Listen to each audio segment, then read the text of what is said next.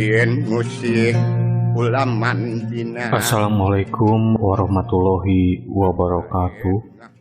Sampurasun, Shalom, salam sejahtera bagi kita semua. Om Swastiastu, Namo Buddhaya, salam kebajikan. Bagaimana kabar kalian semua guys? Semoga sehat-sehat ya. Tetap patuhi protokol kesehatan ya guys. Pakai masker, jauhi kerumunan, sering mencuci tangan dengan sabun di air yang mengalir. Balik lagi dengan saya, Sofi, kurator dari podcast Dosis Horor. Sebelum ke cerita, izinkan saya untuk berterima kasih kepada kalian semua, sobat Dosis Horor yang sudah follow, share, dan subscribe podcast Dosis Horor di Spotify, di YouTube, ataupun di platform lainnya. Dukungan kalian sangat berarti bagi kami. Untuk yang belum follow dan subscribe, ayo follow dan subscribe podcast Dosis Horor, supaya kami tetap semangat menghadirkan kisah-kisah pengalaman misteri untuk kalian semua.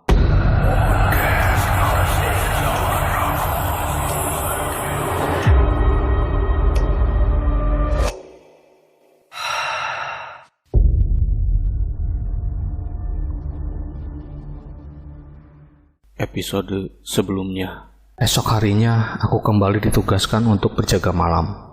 Mas Karno sepertinya tidak datang karena sedang tidak enak badan. Jadi aku harus berjaga sendirian.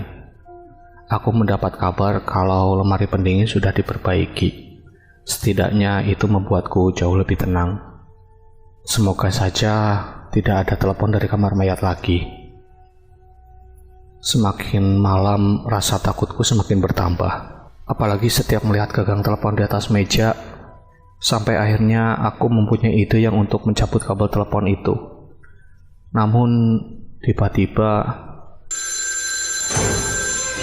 telepon itu berbunyi. Aku perhatikan nomor yang tertera di sana. Angkanya 456, alias saluran telepon dari kamar mayat. Bagaimana bisa ada telepon masuk? Padahal kabelnya sudah kucabut. Bersambung.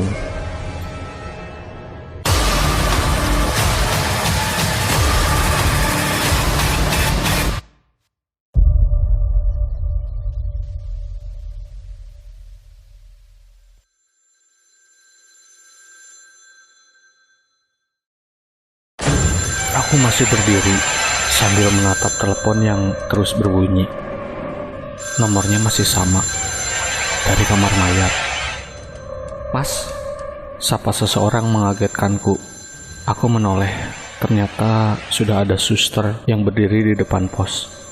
Lagi liatin apa? Serius banget, tanyanya. Nganu mbak, saya lagi liatin telepon dari tadi bunyi, balasku seraya menghampirinya. Ya angkat aja, siapa tahu penting. Kabelnya sudah saya cabut mbak. Loh, kok bisa? Makanya saya juga heran. Aku berjalan ke dalam pos. Coba deh, mbak lihat. Aneh banget, ucapku seraya menatap telepon itu. Mbak, aku menoleh ke belakang. Ternyata perawat yang tadi sudah menghilang. Astagfirullahaladzim. Spontan aku beristighfar sambil mengedarkan pandangan mencari keberadaan perawat tadi. Sementara itu, telepon masih terus berbunyi. Baru kerja 2 hari aja udah begini. Gerutuku seraya duduk di kursi depan, tetap tidak memperdulikan panggilan telepon itu. Dari kejauhan, terlihat Pak Kosim sedang berjalan keluar rumah sakit. Pak, sapaku seraya berjalan ke arahnya. Ya dek, ada apa? Balasnya menghentikan langkah. Tumben jam segini belum pulang? Masih repot dek, urus kamar mayat. Bukannya pendinginnya udah nyala pak? Iya, tapi ada beberapa yang nggak nyala, jadi masih bau banget. Terus gimana pak? Ya tadi saya pindah-pindahin manual, gantian gitu, biar mayatnya nggak cepet busuk. Tapi lama-kelamaan capek juga. Emang teknisinya nggak bisa datang jam segini pak? Besok pagi katanya. Oh iya pak, Dari tadi telepon di pos satpam bunyi terus. Nomor panggilan dari kamar mayat. Bukan saya, Dek, elak Pak Kosim. Saya juga yakin bukan Bapak. Soalnya kabelnya udah saya cabut, tapi teleponnya masih bunyi. Masa sih, Dek? Pak Kosim heran. Aku mengajaknya ke pos satpam, namun tak terdengar suara telepon lagi. Mana, Dek? Tanya Pak Kosim. Sumpah, Pak, dari tadi bunyi terus. Adek kan satpam baru, wajar kalau ada yang mau kenalan. Apalagi ini rumah sakit tua. Saya aja yang udah kerja lebih dari 20 tahun, kadang masih sering dikerjain penghuni sini. Jadi kalau ada yang iseng, ya cuekin aja, Dek. Oh, iya, Pak. Ya sudah, saya mau pulang dulu. Oh, hati-hati, Pak. Pak Kosim pun berlalu menuju parkiran, sementara aku kembali duduk di kursi depan. Hanya saja kini tak terdengar suara panggilan telepon. Suara klakson motor yang dikendarai Pak Kosim. Saya pulang dulu, Dek, ucap Pak Kosim seraya menghentikan motor tepat di depan pos satpam. Oh iya, Pak. Assalamualaikum. Waalaikumsalam, Pak. Tidak lama kemudian,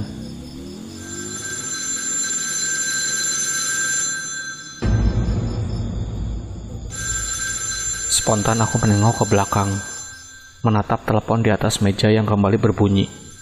Cukup lama aku menatap telepon itu, hingga akhirnya aku bangkit dan berjalan ke arah pintu rumah sakit. Ya, daripada harus mendengarkan bunyi telepon terus-menerus, lebih baik keliling rumah sakit. Toh sekarang pun sudah lewat tengah malam, jarang sekali ada pasien yang datang. Aku berjalan masuk ke dalam rumah sakit. Terlihat ada beberapa perawat sedang berkumpul di depan ruang UGD. Usapa mereka, kemudian berlalu menuju selasar yang mengarah ke ruang inap. Suasananya sepi. Hanya aku sendiri yang berjalan menyusuri selasar yang agak gelap. Di ujung selasar terlihat seseorang sedang berdiri. Dari pakaiannya seperti seorang perawat. Mungkin habis mengontrol kondisi pasien di ruang inap. Aku pun berjalan mendekat. Perawat itu menoleh dan tersenyum padaku. Wajahnya tak asing, mirip sekali dengan yang kulihat di depan pos satpam tadi. Mbak yang tadi ke pos satpam kan? Tanyaku. Ia tak menjawab, malah berjalan ke arah ruang inap. Aku pun membuntutinya, sambil menatap dari ujung rambut sampai kaki. Kakinya menapak ke tanah, berarti bukan hantu, pikirku. Tepat di depan salah satu kamar inap, ia menghentikan langkahnya. Spontan aku pun menghentikan langkah. Jika ada yang membutuhkan bantuan, sebaiknya kamu bantu, ucapnya. Lalu berjalan masuk ke dalam kamar inap. Oh, iya, Mbak, balasku seraya menghampirinya. Namun, yang kuhadapi kini hanya pintu kamar yang digembok dari luar. Astagfirullah. Berarti dia bukan. Gumamku lalu membalikan badan, mengurungkan niat untuk berkeliling. Aku kembali melewati selasar. Perawat yang kulihat berkumpul di depan ruang UGD pun masih ada di sana. Kok cepat amat, Mas? Tanya salah seorang perawat. Sepi, jadi nggak ada yang perlu dilihat, balasku. Tapi kok jalannya kayak yang buru-buru gitu, terus mukanya kayak yang ketakutan, sahutnya. Pasti habis ketemu Suster Diana ya, sahut perawat lainnya. Oh, jadi namanya Suster Diana. Tuh kan, hampir semua yang kerja di sini minimal 1 kali ketemu Suster Diana. Tapi dia baik kok, Mas. Iya, cuman tetap aja kaget, balasku disertai senyum. Biasanya kalau ada kejadian di rumah sakit, dia pasti muncul. Kejadian apa? 2 malam ini, beberapa pasien dan perawat ngedengar suara cewek nangis di dekat kamar mayat, Mas. Ternyata tidak hanya aku saja yang diteror. Mbak, saya balik ke pos lagi ya. Ucapku pamit. Oh iya mas, hati-hati, ada suster Diana. Balas salah satu perawat diikuti suara tawa pelan mereka. Aku pun hanya membalasnya dengan senyum. Lalu berjalan keluar rumah sakit. Langkahku agak pelan saat mendekati pos. Dari jarak beberapa meter, aku tak mendengar suara panggilan telepon. Aman, ucapku dalam hati, seraya duduk di kursi depan. Tiba-tiba, astagfirullahaladzim, baru nafas sebentar, gerutuku. Kesal sekaligus penasaran membuatku bangkit dari kursi dan mendekati meja.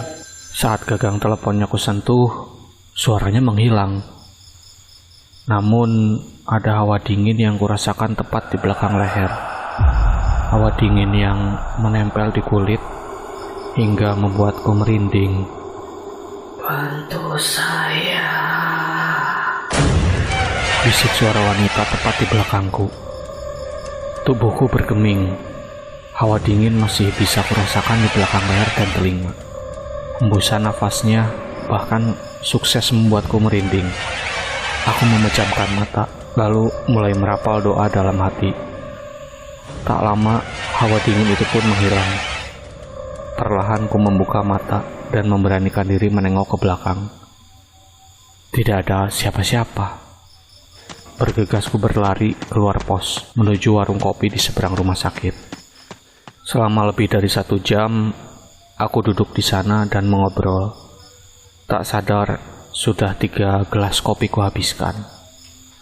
Sekitar pukul 3 pagi, aku baru kembali ke pos. Berharap seperti hari sebelumnya. Gangguan itu menghilang pada pukul 3 pagi.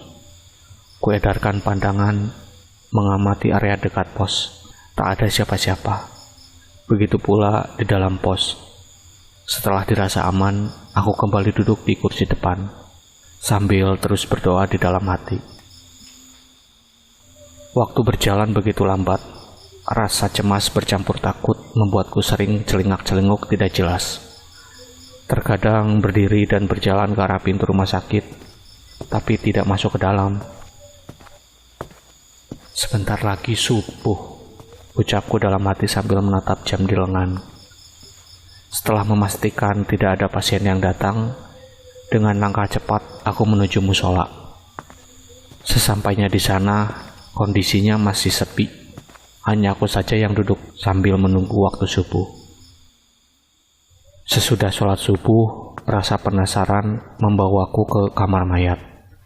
Bulu kuduku meremang, padahal hanya berdiri sambil menatap lorong panjang menuju kamar mayat dari jauh. Monyet. Seseorang menepuk pundakku, sukses membuat jantungku nyaris copot. Ngapain di sini, Dek? Tanya suara yang tentunya sudah ku kenal. Ya, Pak Kosim. Astagfirullah, Pak. Saya kaget banget loh. Balasku seraya menoleh ke arahnya. Lagian pagi-pagi gini ngapain liatin kamar mayat? Semalaman ini saya diteror sama telepon dari kamar mayat, Pak. Bapak juga tumben pagi-pagi gini udah datang. Saya sendiri gak bisa tidur, Dek. Kepikiran sama lemari pendingin yang mati terus. Bapak gak diteror apa?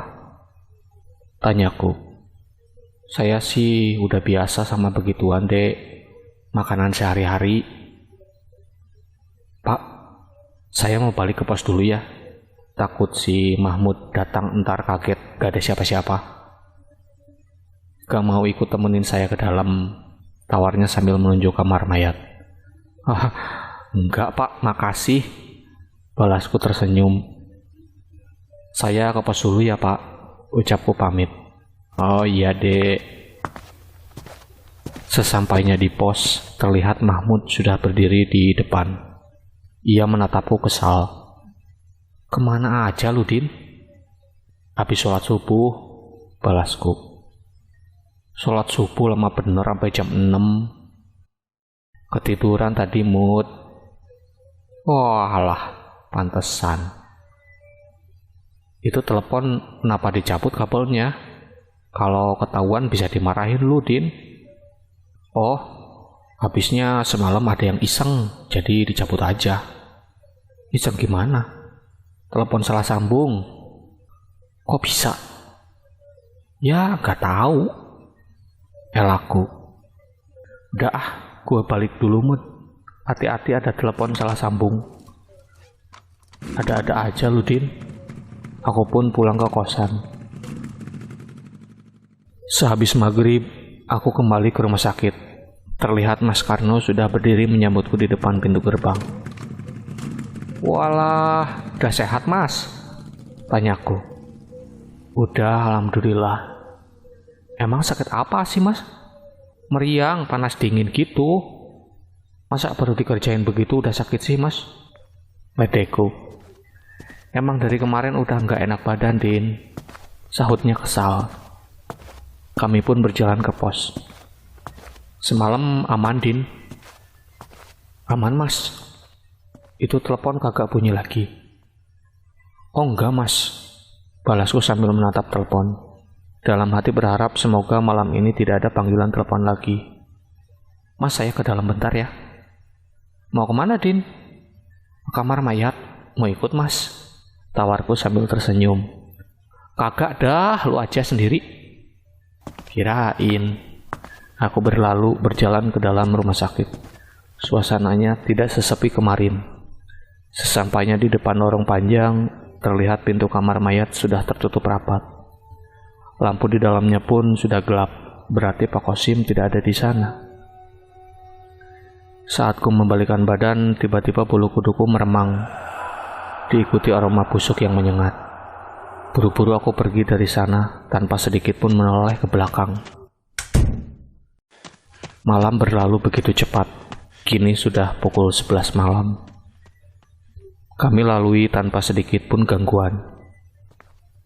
Din, tolong anterin ibu ini ke ruang mawar ya, ucap Mas Karno saat aku baru saja melangkahkan kaki ke depan pos. Ya Allah Mas, baru aja balik dari dalam, keluhku. Olahraga, Din. Balasnya tersenyum lebar.